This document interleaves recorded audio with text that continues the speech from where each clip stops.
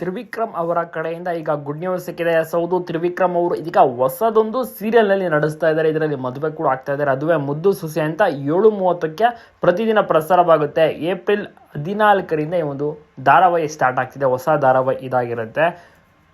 ಲಕ್ಷ್ಮೀ ಬಾರಮ್ಮ ಧಾರಾವಾಹಿ ಮುಕ್ತಾಯವಾಗ್ತಿದೆ. ಅದೇ ಒಂದು ಭಾಗಕ್ಕೆ, ಅದೇ ಒಂದು ಜಾಗಕ್ಕೆ, ಟೈಮಿಂಗ್ಸ್ಗೆ ಈಗ ಮುದ್ದು ಲಕ್ಷ್ಮಿ ಬರ್ತಾ ಇರೋದು. ಇದರಲ್ಲಿ ಬಿಗ್ ಬಾಸ್ ರನ್ನರ್ ಆಗಿರುವಂಥ ತ್ರಿವಿಕ್ರಮ್ ಅವರಿಗೆ ಅವಕಾಶ ಸಿಕ್ಕಿದ್ದು. ಇದರಲ್ಲಿ ಹೀರೋ ಆಗಿ ನಡೆಸ್ತಾ ಇದ್ದಾರೆ.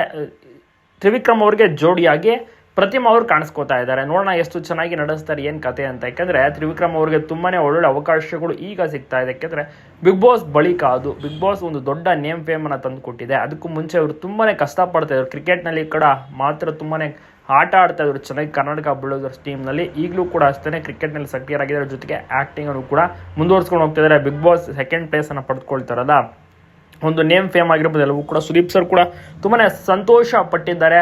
ಒಂದೊಳ್ಳೆ ಪ್ರಾಜೆಕ್ಟ್ ಸಿಕ್ಕಿರೋದಕ್ಕೆ. ಒಂದು 3 ವರ್ಷ ಸತತವಾಗಿ ನಡೆಸ್ತಾ ಹೋಗ್ತಾರೆ. ಕಂಪ್ಲೀಟಾಗಿ ಇದರಲ್ಲಿ ಫಿಕ್ಸ್ ಆಗಿರ್ತಾರೆ. ಒಂದು ಅಗ್ರಿಮೆಂಟ್ ಕೂಡ ಆಗಿರುತ್ತೆ. ಮುದ್ದು ಸೊಸೆ ಧಾರಾವಾಹಿ ನೀವು ಕೂಡ ನೋಡ್ತೀರಾ. ಕಥೆಯೂ ಕೂಡ ತುಂಬಾ ಡಿಫ್ರೆಂಟ್ ಆಗಿದೆ, ಚೆನ್ನಾಗಿದೆ.